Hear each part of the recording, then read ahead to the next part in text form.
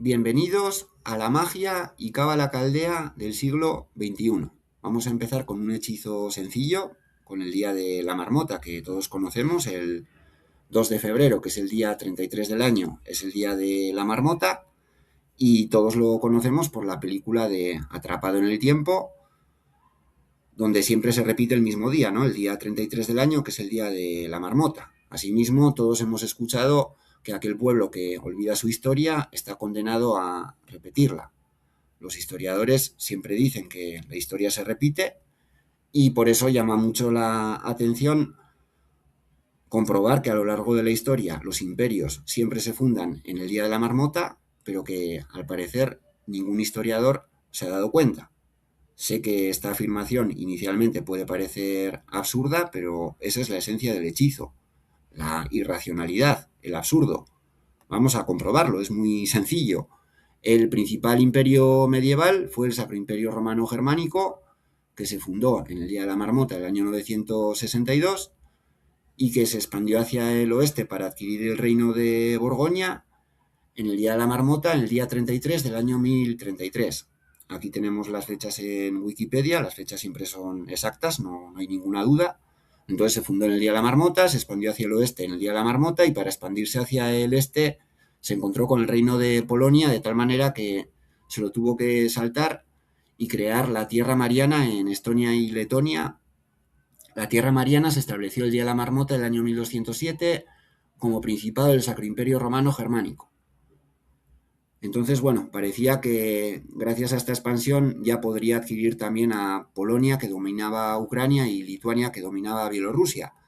Pero Polonia y Lituania se unieron el día de la marmota del año 1386 gracias a un matrimonio entre sus gobernantes, de tal manera que, bueno, todo esto quedó como la mancomunidad polaco-lituana del día de la marmota. Aquí teníamos la Tierra Mariana del día de la marmota y el Sacro Imperio Romano Germánico del día de la marmota, que se expandió hacia el oeste gracias a que Carlos I de España era al mismo tiempo Carlos V del Sacro Imperio Romano Germánico, era el mismo imperio, y bueno, pues Castilla adquirió las Indias, América, cuando lo aprobaron las Cortes de Valladolid en el Día de la Marmota de 1518. Hay que decir que para entonces los españoles ya se habían establecido en el Río de la Plata, concretamente en el Día de la Marmota de 1516, y que 20 años después fundaron Buenos Aires en el Día de la Marmota de 1536. Además de Buenos Aires, la ciudad más importante, sobre todo durante los 3 primeros siglos, fue Lima. Entonces podemos comprobar que Lima toma su nombre del río Rímac y que los españoles llegaron al río Rímac en el Día de la Marmota, en el día 33 del año 1533. Incluso podemos comprobar que luego el distrito de Rímac también lo fundaron en el Día de la Marmota. Río de la Plata, río Rímac y el río Amazonas, que fue descubierto o redescubierto, mejor dicho, en el Día de la Marmota del año 1542. Esto es solo una introducción del resumen, pero creo que con lo que estoy exponiendo es suficiente para poder afirmar que la historia se repite con la fundación, con los descubrimientos del Día de la Marmota. ¿Cuál es la razón por la que al parecer nadie se ha dado cuenta y nadie ha expuesto lo que vengo diciendo? Pues porque estáis hechizados. Estamos hechizados. Yo vengo a hablar de magia y cábala caldea, entonces aquí o somos magos o somos hechizados. Si no conocemos nada de todo lo que vengo hablando, pues obviamente somos hechizados. Vamos a empezar con la explicación. Yaquín y Boaz son las dos famosas columnas del templo de Salomón. Yaquín significaba establecer y Boaz significa fortaleza. Entonces, Yaquín y Boaz, las dos columnas del templo de Salomón, significan establecer, fortaleza. En la cábala caldea de la época, donde a cada letra se le asignaba un valor numérico, podemos comprobar que Yaquín y Boaz suman 33. Lo podemos ver aquí también si quieren con el Google, ¿no? Uno suma, Yaquín suma 16, Boaz suma 17, 16 más 17, 33, fundación de la fortaleza en el día 33. Yaquín es activo, Boaz es pasivo. Yaquín es movimiento, Boaz es permanencia. Yaquín establece, Boaz fortalece. Es la permanente dualidad representada por las dos columnas, ¿no? Yaquín es la masculinidad, Boaz es la feminidad, Yaquín es la izquierda, Boaz es la derecha, siempre se trata de la dualidad y bueno, hay que decir que las tres principales religiones y también los masones se basan en el Templo de Salomón, donde lo más importante son las dos columnas, Yaquín y Boaz, construidas por, bueno, por el referente de todos los masones, que es Hiram Aviv. Como os decía, lo que representan las dos columnas es la dualidad. Uno establece, el otro fortalece, pero la dualidad en todos los sentidos. Vamos a ir comprobándolo mientras vamos viendo otros ejemplos. En Sudamérica los españoles estuvieron junto con los portugueses, entonces la frontera se estableció, la triple frontera se estableció en la ciudad de Bahía Negra en el Día de la Marmota en 1537.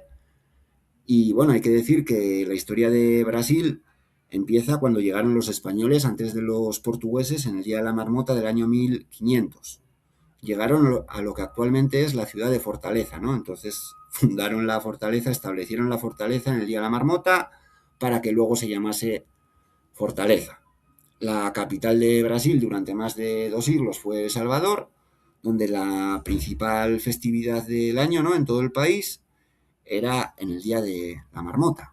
Si nos vamos un poco más al norte, bueno, hay que destacar que la primera expedición no latina, sino germánica, llegó formalmente a Sudamérica el Día de la Marmota del año 1529.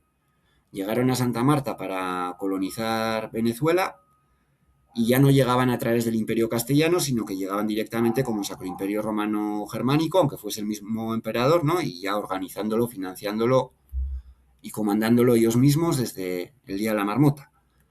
Más al norte, bueno, ya tenemos la disolución del Imperio Mexicano, se creó la República Federal de Centroamérica y su disolución empezó con la propia creación de un sexto estado que se llamó el Estado de los Altos. Se fundó en el Día de la Marmota de 1838, entonces, bueno, esto trajo cierta controversia y finalmente en el Día de la Marmota de 1841 El Salvador abandonó oficialmente la Unión Centroamericana y se disolvió la Confederación en el Día de la Marmota de 1841. Sí es cierto que en la batalla de la Arada de el Día de la Marmota de 1851 marcaron el fin de los intentos de restaurar la Confederación Centroamericana. Esto es al sur de México y, bueno, al norte tenemos el Tratado Guadalupe Hidalgo del Día de la Marmota del año 1848, con el que Estados Unidos se quedaba con más de la mitad del territorio mexicano, California, Texas y todo eso. Hay que decir que el imperio estadounidense era dirigido desde Nueva York, que se había fundado inicialmente como Nueva Ámsterdam en el Día de la Marmota del año 1653 y bueno, que una vez obtuvieron la independencia, además la principal ciudad que fundaron los estadounidenses fue Dallas en el Día de la Marmota del año 1856. Continuamos con Asia. El inicio de la colonización de Asia empezó desde América, cuando viajaron a Filipinas en el Día de la Marmota de 1543. Ahí estuvieron 350 años y, bueno, cuando ya parecía que gracias a los estadounidenses se iban a independizar, les dijeron que no estaban preparados para la independencia en el Día de la Marmota del año 1900. Ahí estuvieron 40 años más, se fueron en la Segunda Guerra Mundial y volvieron otra vez en el Día de la Marmota de 1945. Si hablamos de Asia, bueno, el principal imperio es China y hay que destacar que Pekín es la capital de China desde el Día de la Marmota de 1421, cuando se llevó a cabo la gran ceremonia de inauguración de la ciudad prohibida y establecimiento ceremonial de la corte imperial en Pekín, porque hasta entonces Pekín no era la capital de China. Además, bueno, hay que decir que las actuales fronteras de China se establecieron en el Día de la Marmota de 1553, cuando el presidente de los Estados Unidos anunció el final de la neutralización de Formosa de Taiwán, asegurando que China, por lo menos hasta el momento, no no pudiese recuperar Taiwán. Hay más ejemplos, esto es un resumen, pero al menos por ver uno africano, el único que tenemos prácticamente. Sudáfrica ha concentrado tradicionalmente alrededor del 20 al 25% del PIB de toda África. Durante el siglo XX, impulsada por la minería del oro y la temprana industrialización, su economía dominó el subcontinente al punto de representar cerca de la mitad del PIB de toda el África subsahariana hacia el final de la era del apartheid en los 90. Entonces, bueno, podemos ver que el final del apartheid y el inicio de la democracia en Sudáfrica, la principal economía del siglo XX en África, fue en el Día de la Marmota del año 1990, cuando el presidente anunció que empezaba la eliminación de las leyes discriminatorias, que iba a liberar a Nelson Mandela, que legalizaban el Partido Comunista y todo eso.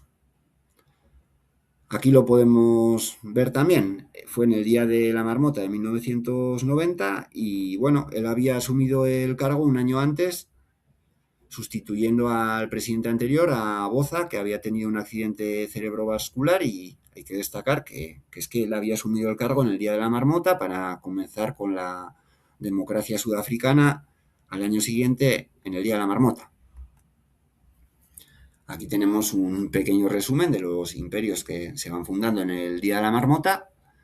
Y entonces creo que el primer paso para romper el hechizo es darse cuenta que el viejo imperio y el nuevo imperio es el mismo imperio del Día de la Marmota. Obviamente, si siempre se funda en el mismo día, es porque la élite que dirige tanto el viejo imperio como el nuevo imperio es la misma. Creo que hasta ahí llegamos la mayoría. El problema se empieza a complicar ya con la dualidad izquierda-derecha.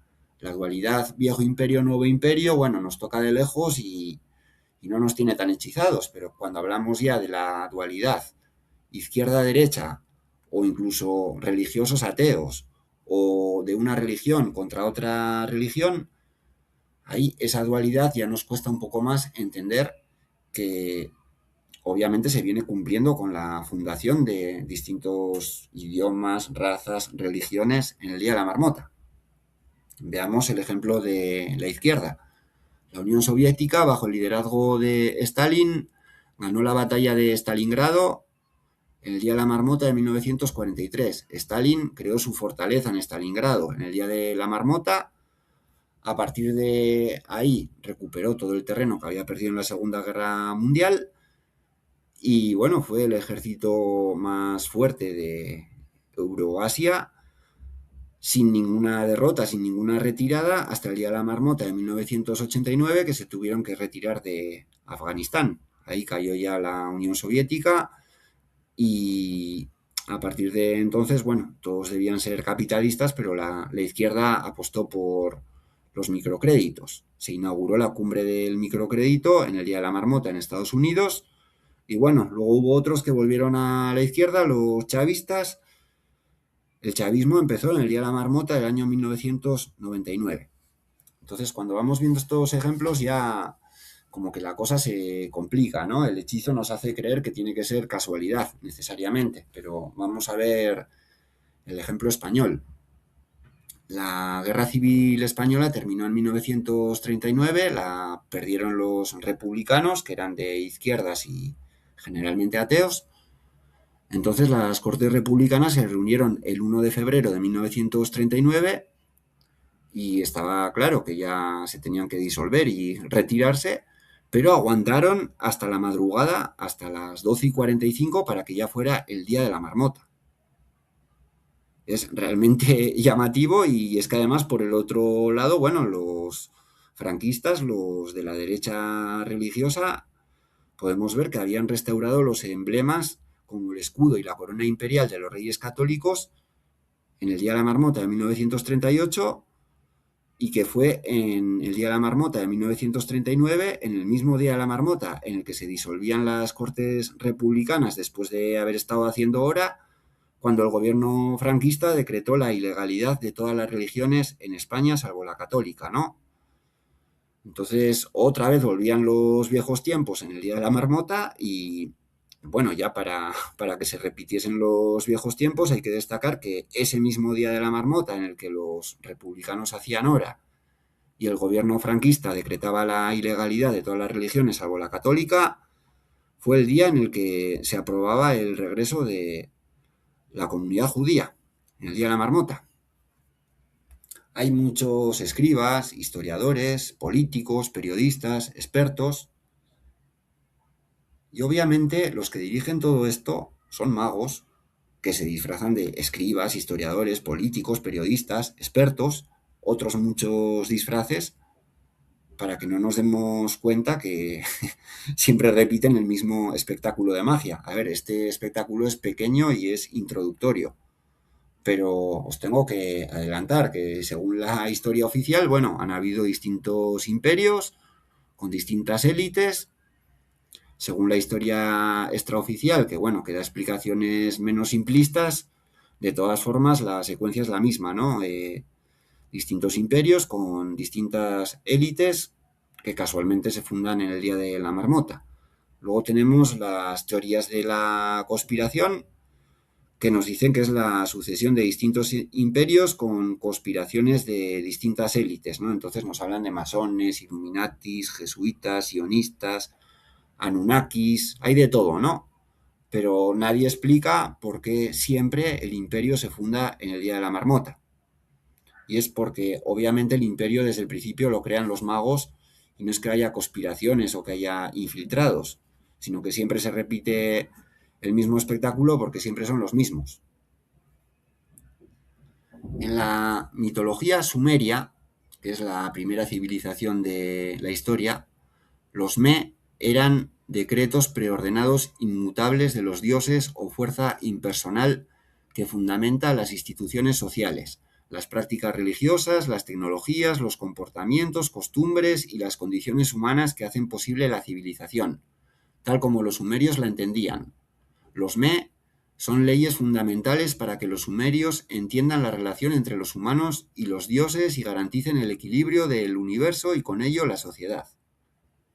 Entonces, bueno, estamos viendo que, según la mitología sumeria, le dicen mitología, los Me eran decretos divinos o fuerzas esenciales que ordenaban la realidad y el funcionamiento de la civilización. Eran poderes o fórmulas sagradas creadas por los dioses para mantener el equilibrio del universo y la sociedad humana. Fundamentaban las instituciones sociales, las leyes, las prácticas religiosas, las artes, los crafts, las tecnologías, como la escritura, la realeza. Se consideraban decretos eternos e irrevocables que convertían el caos primitivo en un mundo ordenado y civilizado. Inicialmente todo esto puede parecer muy teórico, abstracto, pero vamos a verlo en la práctica, porque claro, para fundar un imperio tras otro en el día de la marmota está claro que la élite emigra de un imperio de la marmota al siguiente. ¿Y cómo es posible que nadie se dé cuenta que siempre es la misma élite fundando el imperio en el día 33? Que siempre son los mismos por muchos disfraces que utilicen los magos caldeos. Hemos visto distintas religiones, idiomas, razas, culturas, ideologías, todos cumpliendo el día de la marmota. Vamos con el segundo espectáculo de magia, el gran hechizo, en el que vamos a descubrir cómo hacen los magos para mantenernos hechizados con un espectáculo de magia mucho más grande para que no podamos descubrir tampoco el del día de la marmota. Seguro que todos ustedes habrán escuchado muchas veces que hay que salir de la Matrix. Cuando sepamos cómo emigra la élite de un imperio a otro, realmente vamos a salir de la Matrix. Los que no estudian la historia están condenados a repetirla. Y los que la estudian están condenados a ver cómo la historia se repite por culpa de los que no la estudian. Una vez salimos de la Matrix, vamos a ver cómo por culpa de los que no quieren salir de la Matrix, la historia se repite una y otra vez de manera cíclica. El razonamiento lógico es individual, mientras que el hechizo siempre es emocional y colectivo. El razonamiento lógico debe ser independiente, debe probar la verdad, mientras que el hechizo pues lo que hace es repetir el patrón y es emocional.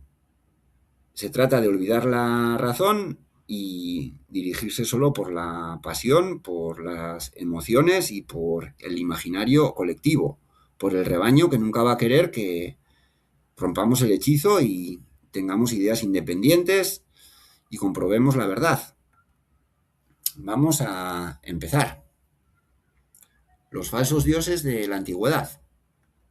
Los magos, hechiceros, druidas, como los queramos llamar, eran los que se inventaban los dioses en la antigüedad y bueno, los magos eran astrólogos que para demostrar la existencia de su dios fingían pedirle a Dios los eclipses. El pueblo se creía que era un milagro de su dios, pero claro, todo había sido previsto y fingido por los magos. Los magos fingían que creían en el dios que ellos inventaban y luego, bueno, lo registraban a su manera, porque los magos siempre eran los escribas. Los magos se inventaban los dioses y fingían actuar en nombre de los dioses.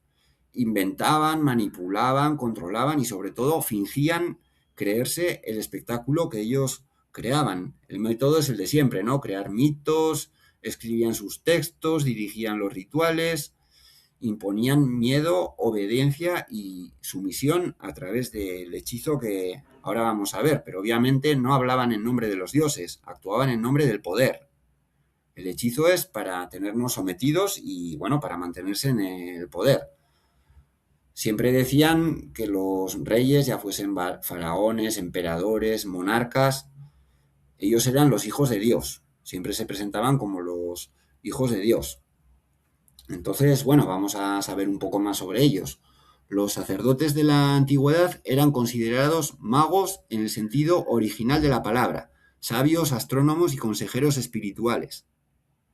Los magos caldeos eran antiguos sacerdotes, astrónomos y sabios de Babilonia que estudiaban los astros, interpretaban sueños y practicaban las ciencias ocultas. Entonces ellos eran los ocultistas, ¿no?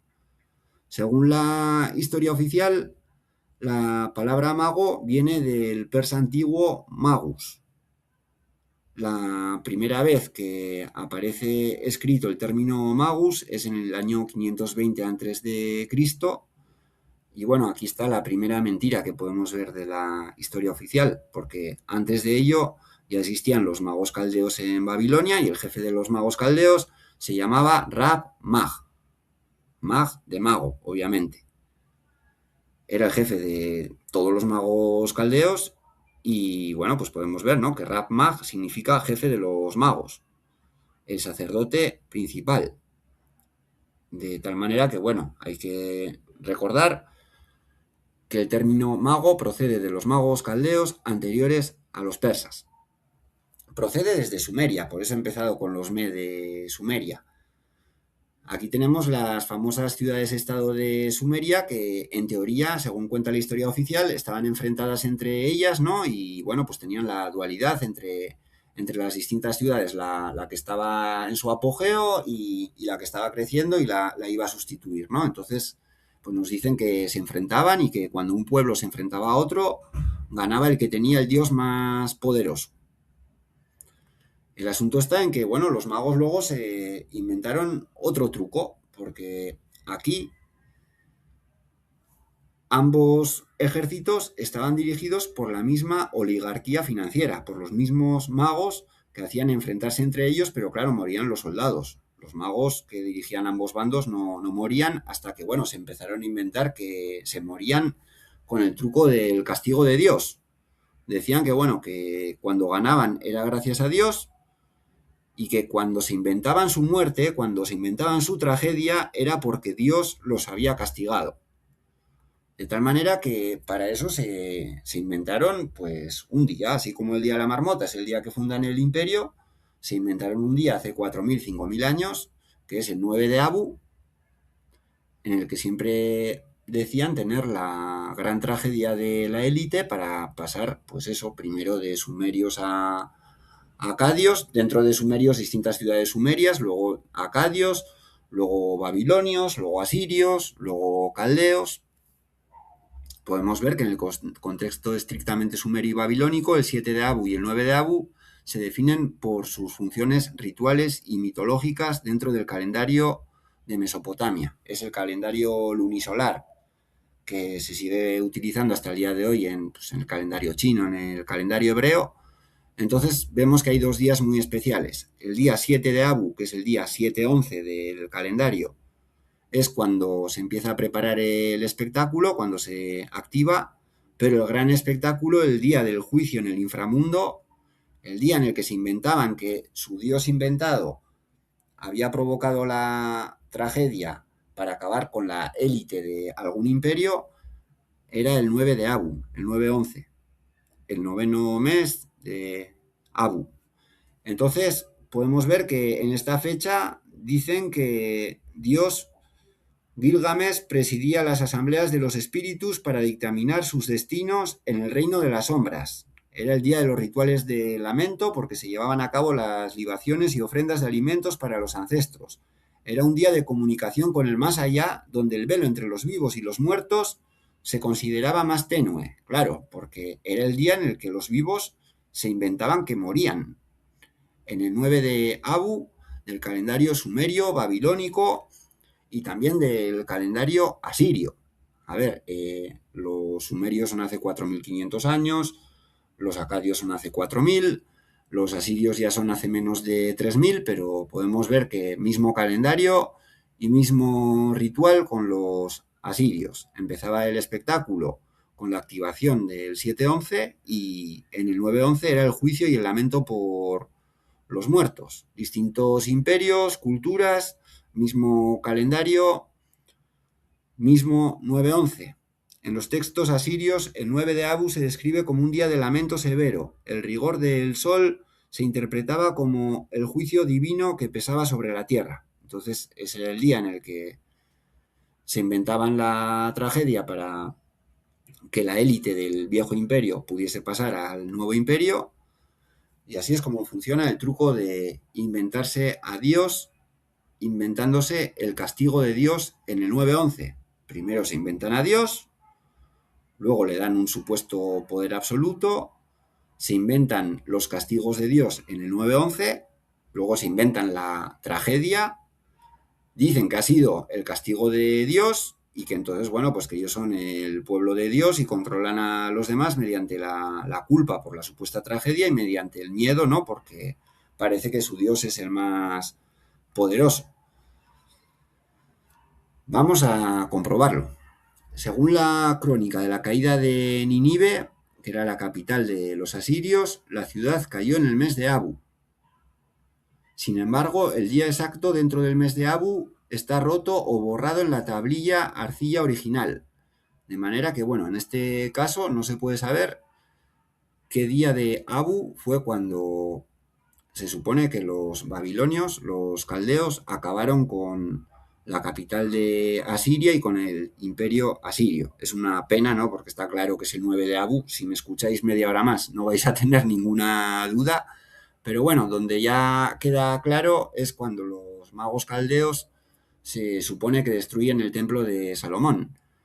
La Biblia dice en el libro de Reyes que los magos caldeos llegaron en el 7-11, en el 7 de Av, para quemar el templo y que empezaron a destruirlo, pero que bueno, finalmente no lo quemaron y destruyeron hasta el 9-11, ¿no? Entonces aquí tenemos la secuencia que bueno, inicialmente con los asirios todavía está un poco borrosa, pero ya con los hebreos, con los magos caldeos que teóricamente destruyen el templo de Salomón de los hebreos, no hay ninguna duda, ¿no?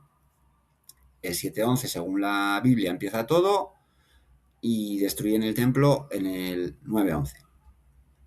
Entonces, claro, así como os digo siempre que los imperios del Día de la Marmota estén dirigidos por la misma élite, todos aquellos imperios que se van sucediendo con distintas tragedias para enterrar el imperio anterior y que se fortalezca el siguiente, si las tragedias son en el 9-11, ¿no? En el 9-11 del calendario lunisolar, pues obviamente siempre son los mismos. Además, bueno, podemos ver aquí, por ejemplo, que está indicando que el mes de Abu, aquí lo está poniendo como si fuese el mes 5. Lo que pasa es que en el calendario babilonio, sumerio, acadio, ellos tenían 2 inicios de año. Uno era en el mes de Nisanu, por lo que el mes de Abu era el mes 5, este le llamaban el calendario religioso, pero el que usaban en el día a día era el calendario civil, que empezaba en el mes de Tarritu y que el mes de Abu era el mes 11, ¿no? Entonces hago esta aclaración porque luego en el calendario hebreo empieza el calendario religioso porque ellos dicen que Dios les pidió que empezaran el calendario en el mes de Nisan, es el mismo mes de Nisanu, y que bueno, luego hay otro inicio de año que es el civil, el que realmente importa, ¿no? Donde siempre hacemos los cálculos, donde calculamos el 9 de Av, es el 9-11, que bueno, en el calendario anterior se llamaba Abu, ahora se llama Ab, ¿no? Pero es lo mismo. Entonces, tenemos que repetirían la misma festividad en el mismo calendario, con los dos mismos inicios de año, con los mismos nombres de los meses, con las mismas costumbres, porque obviamente eran los mismos. Aquí lo podemos ver en Wikipedia, ¿no? Que cada uno de los meses, bueno, Tisrei, que es cuando empieza, en realidad el año, ¿no? El año civil, ellos le llamaban Tasritu. A Hesban, bueno, se llama un poco diferente, pero Kislev es Kislimu, Tebet es Tebetu, Sebat es Sabatu, Adar es Adar, Nisan es Nisanu, Iyar es Ayaru, Sivan es Simanu, Tamuz es Dumuzu, Ab es Abu, ¿no? Entonces son los mismos meses, creo que está claro, son los mismos. El Rab Mag es un título de la corte babilónica que significa jefe de los magos caldeos o sacerdote principal. Rab significa grande o maestro. Rabbi significa literalmente mi maestro. Claro, porque aquí todos hablaban los mismos idiomas semíticos, ¿no? Entonces, los hebreos usan ambas formas rabí y rabino, y obviamente rabí viene de Rab, que era el jefe de los magos caldeos. Además, bueno, hay que recordar que desde 16 años antes de la destrucción del supuesto templo de Salomón, desde la supuesta destrucción, ya era Daniel, el hebreo, el cabalista Daniel, el que era el jefe de los magos caldeos. Entonces, así como se cambiaron de disfraz, inventándose sus tragedias en el 9-11 de sumerios, acadios, asirios, magos caldeos, vemos cómo hacen el cambio para disfrazarse de judíos, donde el jefe de los magos caldeos, que supuestamente destruye el templo de los judíos en el 9-11, después de empezar en el 7-11, era uno de ellos, ¿no? Entonces, claro, es que el truco de inventarse a Dios, inventándose el castigo de Dios en el 9-11,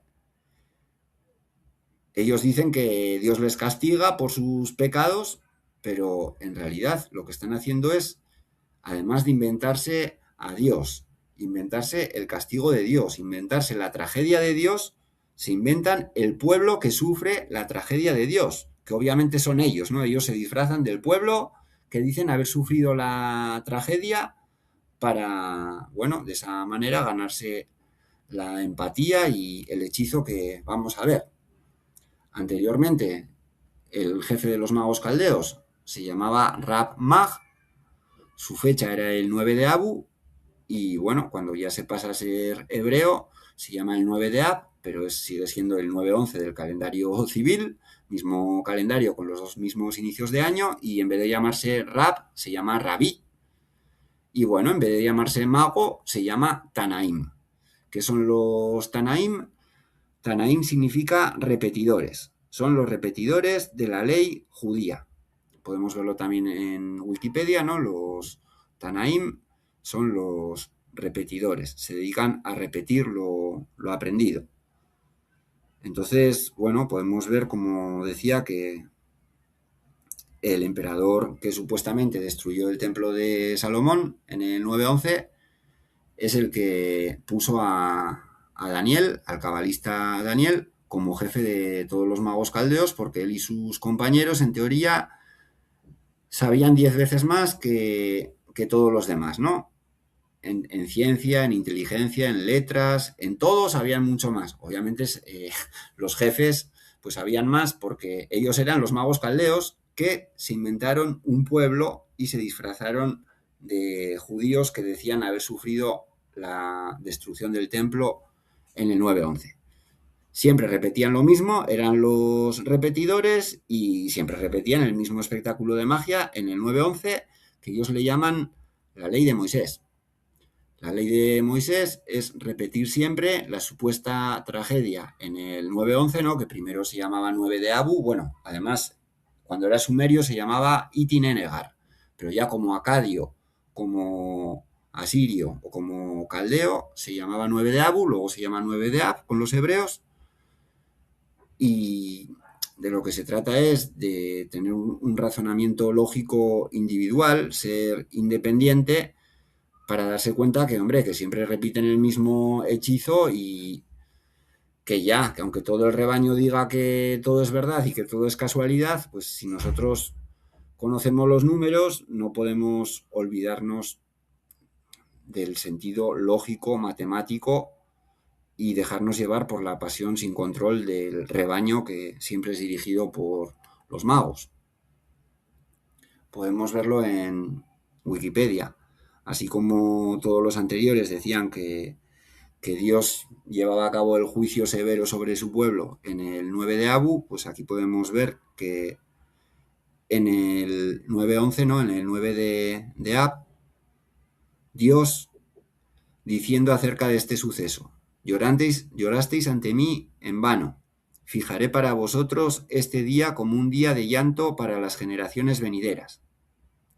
Entonces, bueno, lo podemos ver también en el Talmud, ¿no? Como fuente directa. Era la noche del 9 de Ab, del 9-11.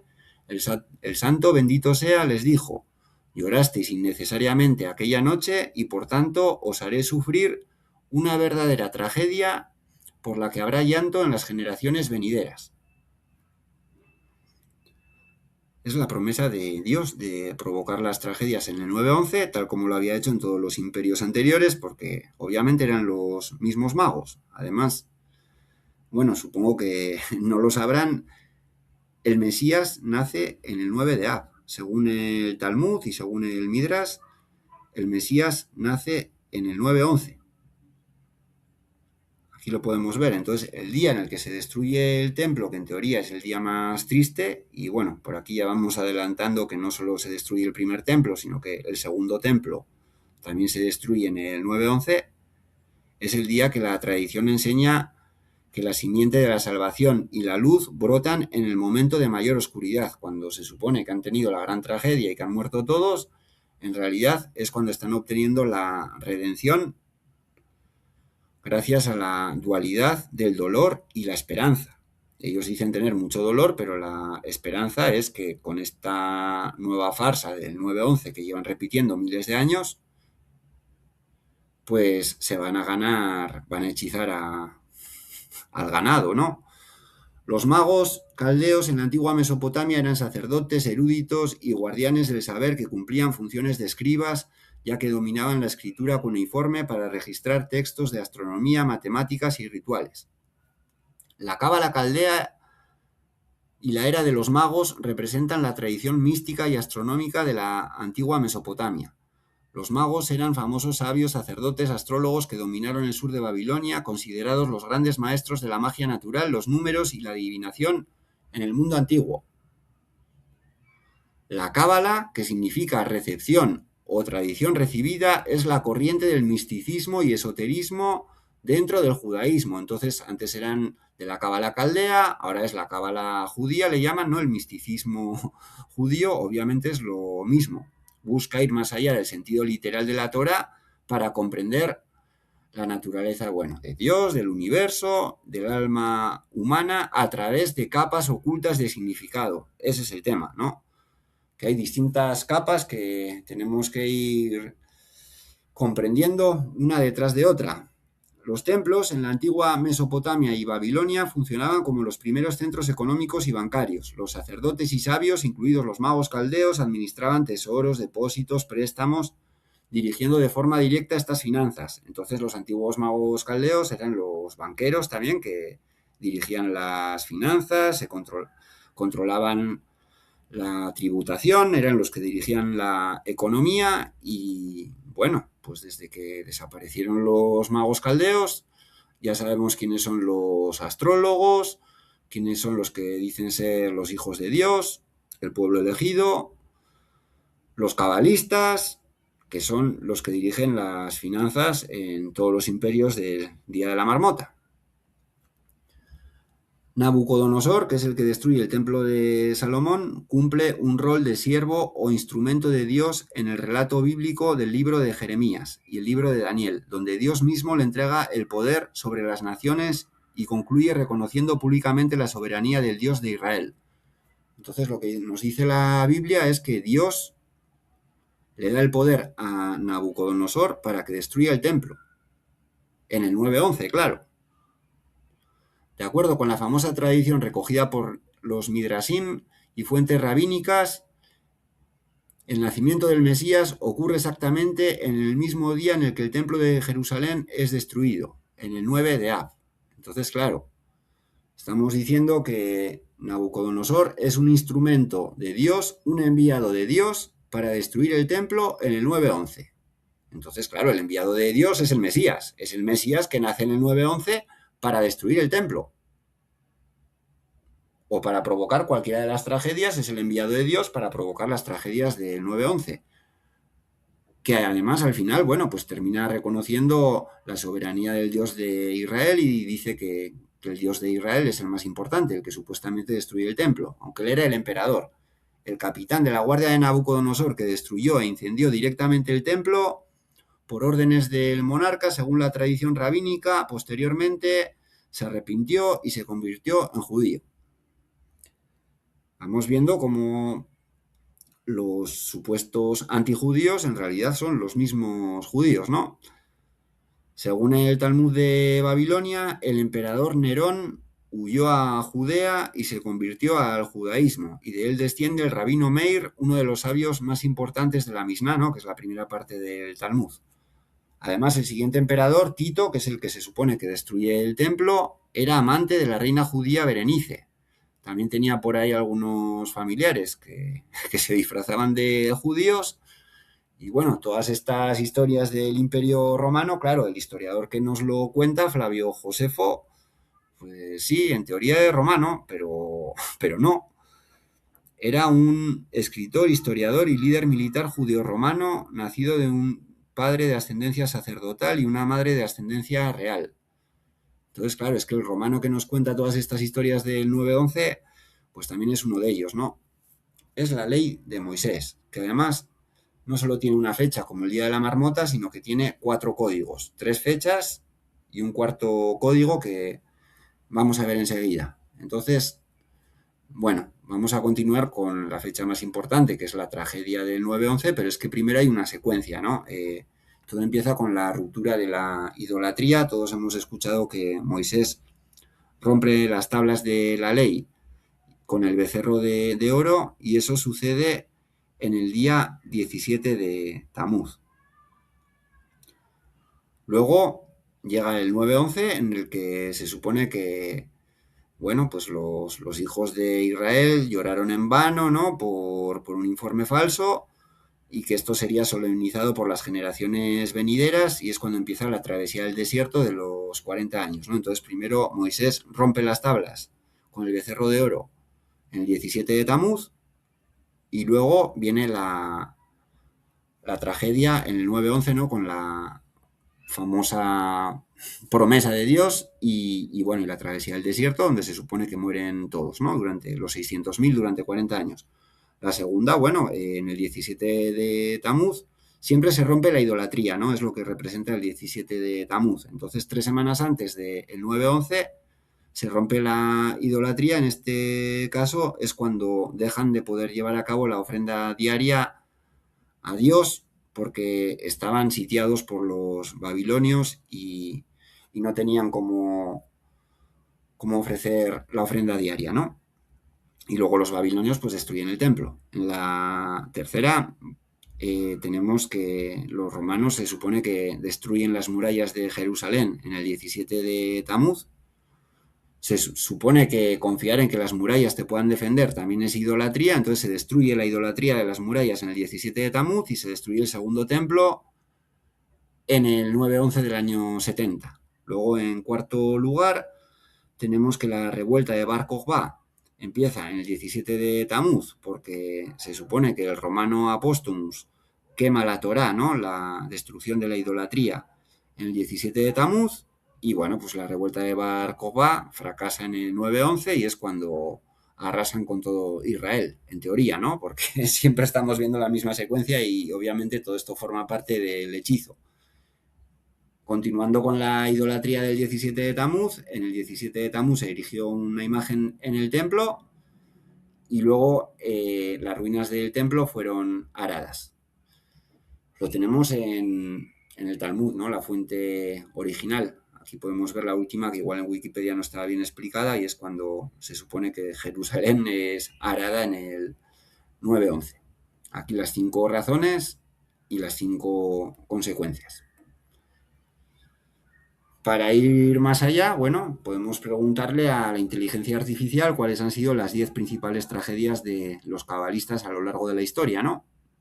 Entonces las 3 primeras ya las hemos visto y eran cumpliendo la secuencia 17 de Tamuz. Bueno, 7 de Av es cuando postergan el informe falso, en el primer caso, en el segundo caso es cuando empiezan a destruir el templo y en el tercer caso es cuando empieza el incendio que se propaga en el 9-11, ¿no? Entonces, aquí tenemos la triple secuencia completa en los 3 casos y luego, bueno, si vamos viendo las demás supuestas tragedias, vemos que siempre es lo mismo, ¿no? Las masacres de las cruzadas empezaron en el 9 de Av del año 1095, luego viene la quema del Talmud en 1242, que también fue en el 9 de Av. Luego tenemos la expulsión de Inglaterra en el 9 de Av de 1290, la expulsión de Francia, que, a ver, no indica aquí, pero sí lo indica por aquí, la expulsión de los judíos de Francia, por supuesto, también fue aquí, en el 9-11, ¿no? De los magos caldeos, o de los hebreos, como les queréis llamar, cabalistas.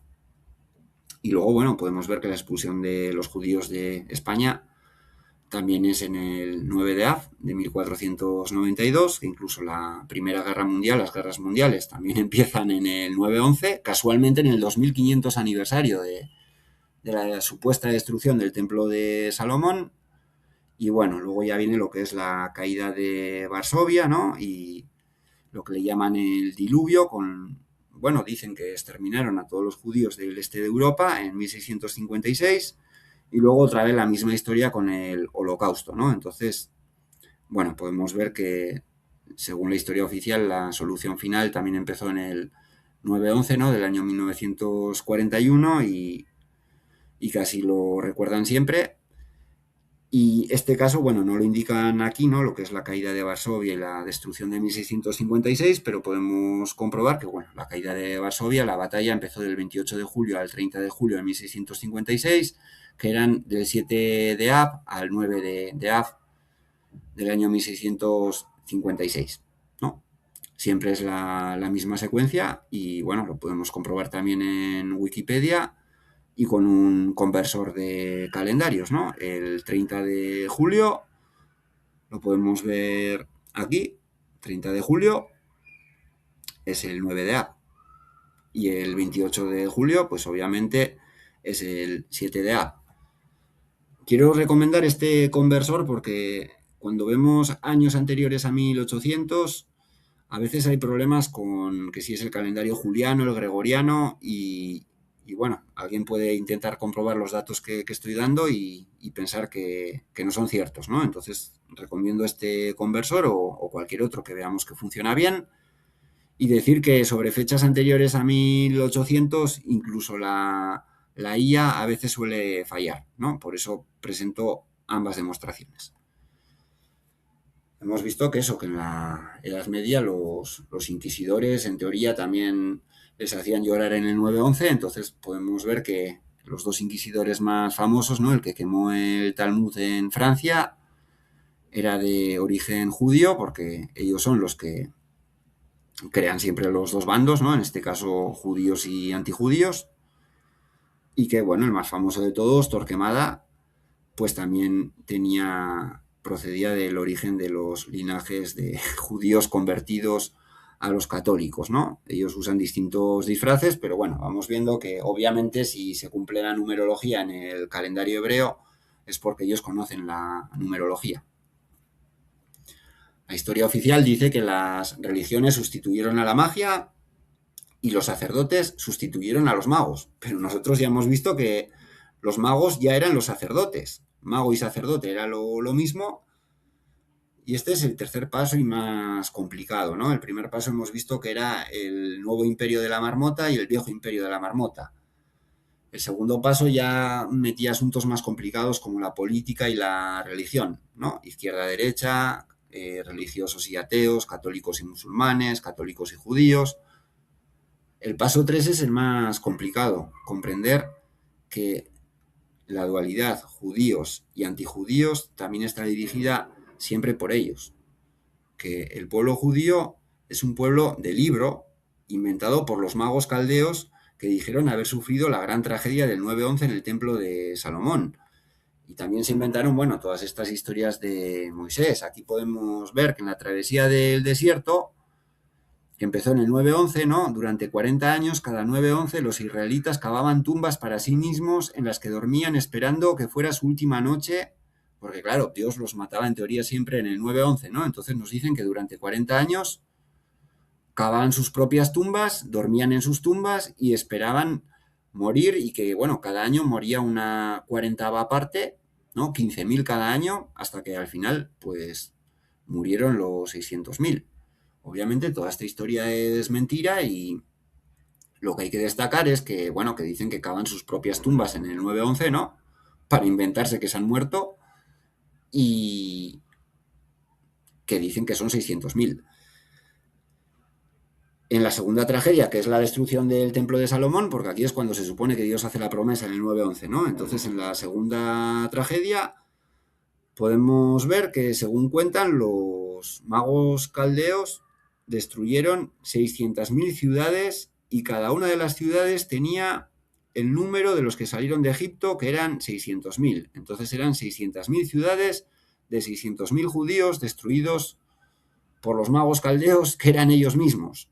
Luego en el segundo templo dicen que, bueno, mataron a 600.000 personas. Todo esto es absurdo. Según la arqueología, en Jerusalén no vivían ni 50.000 personas, ¿no? Todo es mentira. Según el texto del Éxodo de la Biblia, salieron 600.000 israelitas y el faraón los persiguió con 600 carros. Aquí podemos ver que en el caso del segundo templo son 600 jinetes y bueno, lo de 600 y 600.000, a ver, lo primero que hay que aprender en la cábala es que la palabra mentira, sus letras suman 600. Entonces, la conexión con la mentira es siempre el 600. Para los cabalistas, el 600 es mentira, tanto 600 como 600.000. Equivocadamente, podríamos pensar que 600.000 reduce a las personas a un simple número, pero la realidad es que el censo demuestra que cada judío es importante. Los cabalistas resaltan que así como 600.000 almas se pararon frente al monte Sinaí para recibir la Torá, así también hay 600.000 letras en un rollo de la Torá, incluidos los espacios en blanco, que bueno, que también cuentan para las secuencias de letras equidistantes. Y así como un rollo de la Torá es inválido si falta tan solo una letra, del mismo modo el pueblo judío necesita que todos y cada uno de nosotros trabajemos en conjunto. Entonces, si falta una letra, se rompen todos los códigos, ¿no? Y ya no se puede decodificar. Si falta un solo cabalista, es como si faltaran los 600.000 y por eso dicen que las 600.000 letras representan a las 600.000 almas judías. Por eso, bueno, en las cruzadas se inventaron que habían muerto 600.000 en Jerusalén y otros 600.000 en Europa. En total 1.200.000 y que, bueno, esto incluye las expulsiones de Inglaterra, de Francia. Y después se supone que también los expulsaron de España en el 9-11. Había 600.000 almas. A veces les gusta decir que son 600.000 almas, ¿no? Porque son las 600.000 letras. Obviamente todo es mentira. Y nos dicen que, de acuerdo a esta última opinión, 200.000 judíos permanecieron ahí como conversos, 200.000 fueron asesinados y 200.000 emigraron. Lo importante es que desaparecen 600.000 judíos, ¿no? Ya sea como conversos, asesinados o emigrados, 600.000, que son las 600.000 letras, las 600.000 almas. Luego ya hemos visto lo de Varsovia, ¿no? La caída de Varsovia del 9-11 de 1656. Se supone que entre 1648 y 1656, pues también en el este de Europa desaparecieron a otros 600.000 cabalistas. El 9-11 representa el día en el que los espías enviados por Moisés regresaron con un informe falso o difamatorio sobre la tierra prometida, provocando el llanto infundado. Entonces, bueno, generalmente es un reporte falso difamatorio, ¿no? Pero bueno, aquí dice que es falso o difamatorio.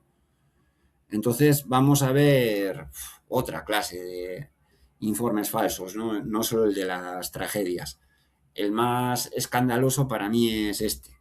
Las restricciones legales y religiosas de la Europa medieval impidieron que los judíos poseyeran tierras o se unieran a los gremios artesanales, empujándolos hacia el comercio y la banca. En una época en la que más del 90% de la población estaba atada a la tierra como servidumbre, como siervos o jornaleros, bueno, pues ellos tenían la desgracia, dicen, que no podían trabajar la tierra, no podían ser pobres, ¿no? Y estaban obligados a ser comerciantes o banqueros. Que la Iglesia Católica, los inquisidores, que ya hemos visto quiénes eran, prohibían que se prestase dinero con interés, entonces, y que solo lo permitían con los judíos, ¿no? Entonces los inquisidores, que eran ellos mismos, no le permitían a nadie poder prestar con dinero, con interés, para que ellos tuviesen el monopolio y fuesen siempre los que controlaban la economía y las finanzas. Luego se inventaban que el rey, que obviamente era otro mago, supuestamente exterminaba a 600.000 en el 9-11 y se iban al siguiente imperio para fundarlo otra vez en el Día de la Marmota y repetir otra vez lo mismo. Vamos a terminar con otros ejemplos para que veáis que, bueno, que el falso informe del 9-11 no solo es con las supuestas tragedias judías, sino que los magos caldeos también se disfrazan de masones y tienen otros disfraces. Y vamos a ver lo que es la carrera espacial. Se supone que la primera foto de un ovni es del 9 de Av, del 9-11, del año 1883. Luego se supone que el día que llegaron de la Luna para darnos su informe, ¿no? Que venían de la Luna, nos dijeron que habían salido en el 22 de julio, que era el 7-11, y que habían llegado a la Tierra, que amerizaron en el 9-11 y nos dieron su informe, ¿no? Luego, bueno, dijeron que el primer vehículo que llevaron a la Luna pues también fue en el 9-11 de 1971 y que lo que se conocía como la Guerra de las Galaxias terminó en el 9-11 del año 1975 cuando se acoplaron las naves de Estados Unidos y de la URSS que habían salido 2 días antes en el 15 de julio, que era el 7 de Av. Así lo tenemos con la carrera espacial. O bueno, aquí lo tenemos con el descubrimiento de América. El embarque de la expedición de Cristóbal Colón, el 2 de agosto de 1492, coincidió con el plazo final de la expulsión de los judíos de España y con el 9 de Av, con el 9-11 del calendario hebreo. Aunque bueno, los barcos zarparon justo cuando ya empezaba el 3 de agosto, ¿no? Pero cuando embarcan y ya salen de territorio español en el día en el que se supone que expulsaron a los judíos, es el 9-11 que Colón se va a descubrir América. Aquí tenemos las fechas. Bueno, la fecha inicial para expulsar a los judíos era el 31 de julio, que era el 7-11, y que bueno, que por razones logísticas, ¿no? Como siempre, se amplió el plazo un par de días, se retrasó para que fueran expulsados finalmente en el 9-11.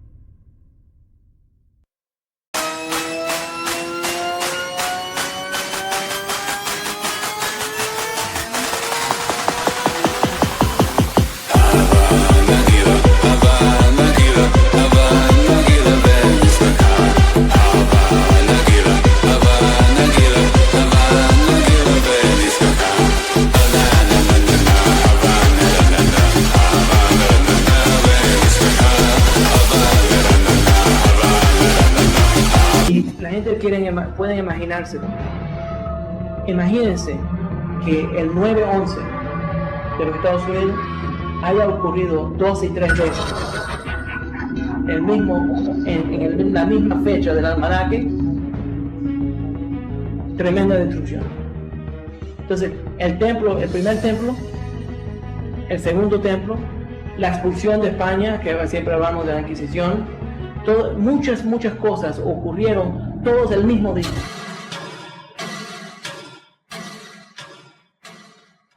Recordaremos el día más luctuoso del calendario judío, el día en que casi todas las tragedias que podemos enumerar, máximas tragedias, han sucedido en el día de 9 de Av del calendario hebreo, siendo cual fuese el día que coincide en el calendario gregoriano. Podríamos nombrar ahora desde las expulsiones de los judíos de Inglaterra y de España y de Provenza, desde las matanzas en diferentes partes de Europa, las cruzadas. Podemos nombrar días más por calendario hebreo el atentado a la mutual, al edificio, a la comunidad judía de Argentina. Y podríamos nombrar la inauguración de las cámaras de gas de Auschwitz y el comienzo de la Primera Guerra Mundial con las consecuencias que todos conocemos. El 9 de Av, que este domingo, como dije, se recuerda por medio de un ayuno total. Y lamentamos las destrucciones de los templos, las cruzadas, la Inquisición, el Holocausto y todos estos eventos bien negativos que comenzaron este día específico del 9 de